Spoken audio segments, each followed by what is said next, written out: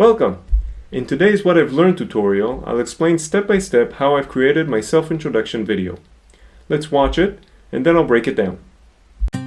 Hi, I'm Sagi, and I've faced some interesting changes in life. I started off as a counselor, helping people one by one. Then, I became a social entrepreneur and helped many people with a common problem. Moving to Senegal forced me to adapt, so I restarted and helped expat spouses like myself find career jobs abroad. Moving to Germany was a chance for me to expand my skill set, so I retrained and became a web developer. Moving back to Israel, I've decided to fulfill a dream and taught people about proper use of AI tools. Now, I'm in China, and my new fresh start is to build ways to help other people with their fresh starts. Join me as I find ways to help all of us adapt to big changes. Let's brainstorm. So the first thing that I did in this video actually relies on what I have learned so far. Specifically, I've learned that I lack a lot of information, a lot of knowledge about how to make videos. And so I created a course for myself with AI that basically evaluated my level, right? So it has your current level, what you're doing well, what things you need to improve on. And the first thing that was suggested here was the storyboard and the shot design and continuity and all these things. And so I created a storyboard, okay, because I learned a little bit about what to do. And I know it doesn't look like much, but actually that's the point of it, right? It got me to think about the shots that I'm looking for. It got me to think about the lighting, the angles, things that help with continuity, like the way I'm dressed, right? So at first I thought that maybe some of the shots will be real images that I had from the past, because I've been to Berlin, I've been to Dakar, I've been to these places, to Israel, to China, and I thought maybe I'll integrate some of those. So 8 years ago, I was in Senegal. I started looking at Google Photos, and in Berlin, I started looking at pictures from Berlin. And it took me a really long time to go over all of these assets and realize that I have nothing there that I could work with.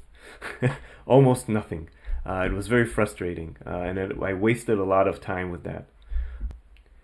So when that didn't work, I figured I may as well try a LoRa or an avatar, right? It has different names, but you create a model of yourself, you upload some images of yourself from different directions, different lighting, and different backgrounds, and it creates sort of a model of your face, of who you are, right? It can do that with other things, but here we're talking about a character, a person. And so I tried a bunch of them. You can see I tried different clothing, different areas. I didn't get the results that I was looking for with Artflow. It was far from it, I'm afraid. I tried Astria as well.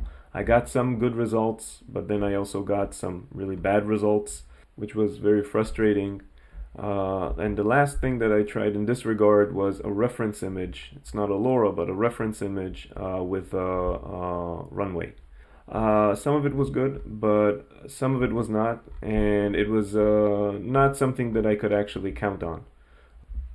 I wasn't very happy with Runway, so I kept on trying. I tried Nano Banana. You can try Nano Banana in different ways, so I tried it first with Gemini. I wasn't happy with the result. Here we can see an example of one of the only assets that I actually found of me in Berlin. I wanted myself at the Brandenburg tour, and I had two kids next to me. Like, you can't see, the image is longer than that, and my older son is at my feet. But I asked Nano Banana to basically remove the kids, right? And then I tried to change the dimensions because I wanted it to be 16 to 9. That did not really work. Sometimes that is very frustrating. And I tried a bunch of things. I tried to use the images, the assets that I actually had to change it. I had a lot of a lot of different problems with that. Some of it worked. I'm not showing everything, obviously, here, but it was very frustrating to work with Nano Banana within Gemini. I definitely recommend working with Google AI Studio. Something else that I tried was to take a picture of myself at my home and change the background, right? So I got dressed up. I tried to pose for an asset, right? And basically, I think it looked pretty good, but up close, it's not me. It's a bit tricky to see, but the face is not exactly me. And the reason for that is basically when you create an AI generated image, it's the AI is just creating pixels, right? It's filling in a lot of pixels. And if I give Nano Banana this image, right, and it's not high quality enough, the pixels are some pixels are missing. If we want the resolution that you actually get from Nano Banana, then the AI has to fill in the gaps. And because it filled in those gaps, it made some changes that changed my face.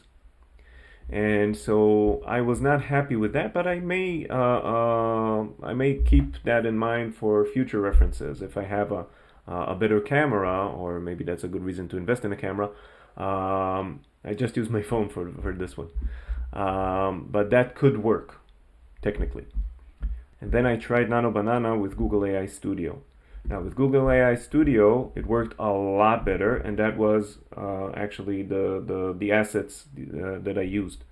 With Nano Banana, you can choose your aspect ratio. I was going for a YouTube video, so I chose 16:9, and I basically just gave it these 3 images every single time, and I asked for the exact man from from detached images, standing facing the camera. I described the scene. I had a recurring dress code, sort of, the description itself of the character, so that it will be as consistent as possible. We wanted the continuity to be preserved. If you notice it during the video, the colors, the green colors are not exactly the same in every single shot, but I think the illusion of the continuity is there. And basically I just kept working from here, like created all of these assets one by one, and I saved all the prompts. So you can see that it was easy to just take this part and then copy paste it into the next one. And I have like basically all of the prompts here. I'll share them. And from here on, I had to work on the videos. So I took all the assets and used them with Kling. Okay, so now to Kling. So Kling has different models. We can see here. I chose 2.1. 2.1 has a very nice start and end frame functionality. That basically means that we start from a specific frame, and then we can choose where we want to get to. So as you can see, I've numbered all of my assets, right? So it's easy for me to know that if we have one over here, then the next one should be this one. And then the result that we get is that from this frame where I'm standing at the gate, right, we're getting to this end frame of me sitting in front of a person. Now, as you can see, this one didn't really work out well. I had to generate quite a lot of videos in order to get all of the assets that I had, right? So you can see over here, it keeps going. I don't think it was very bad though. Like it was roughly, I would say, about 3 or 4 times I had to generate every time. You can also do that here when you choose how many outputs you get. I made I subscribed to Kling in order to get the generations that I needed quickly. It was about $25, and I ended up keeping 1,000 1,000 credits out of those 3,000 that I bought. Kling had some nice surprises. It didn't take a lot of generations per scene. I think 3 or 4 is relatively okay. But over here, this was a tricky one. Okay, the first one it didn't get right. Okay, but the second one was spot on. That's exactly what I wanted. Okay, so the prompt over here, I will also share it. The man in the green shirt puts on phone to his ear while the other cards of other men and women slide in from the sides. That's what I tried.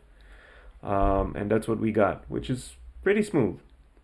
Kling had some interesting transitions. So this scene, right, the scene where I'm walking through the wall was actually a mistake that I made, but it was it was a fun mistake. The man walks out of the classroom and up to the wall. I meant that he was climbing up some stairs or something up the wall, but I wasn't descriptive enough. And so he's walking to the wall, right? Wall can be interpreted as the wall of the classroom. So that was pretty nice, and that's the one that I ended up using. So Kling is not a perfect tool, right? Definitely not perfect. I think it's also part of their profit model because they have to have us burn through credits, right? But the ratio between good and bad results is pretty good, I think, at least with what I did here. There would be some problems. Sometimes it would keep following me around, right? But in other places, it would have me disappear and then reappear from a completely different place, which is not what I'm looking for. But also notice that, I'll zoom in here, you can see that the face, okay, my face, it starts off okay, the first image, and then it ends up okay with the last image because I gave it the start and end frame, right? But if I stop, like for example here, okay, this does not look like me, and over here, this is also not exactly, it doesn't look like me. And the reason for that, as far as I can tell, is generally because of how AI video generation works, right? So animation, generally, is just adding one frame after another frame, right? A lot of images. You'll remember when you were little, for example, and you made like these little drawings for animation on your notebook, right, at the edge of your notebook, and then you would flip through the pages and you would see the animation that you've created. So that's basically animation, and that's how AI animation also works. It's just that you create a lot of images, right, and then you go through them really quickly, and that gives you the animation effect. And so what they do is they create a lot of images one by one, and they keep a lot of things consistent, but they seem to have problems with faces, with face consistency, especially during motion. And so what happens is the result that we see here, where actually the face is similar to what it was before because it's based on the previous image, but it's not exactly the same. And anchoring as many scenes as we can with the start scene and the end scene, and in Runway there's also a middle scene, at least there was in a previous model. It's nice that you can anchor it,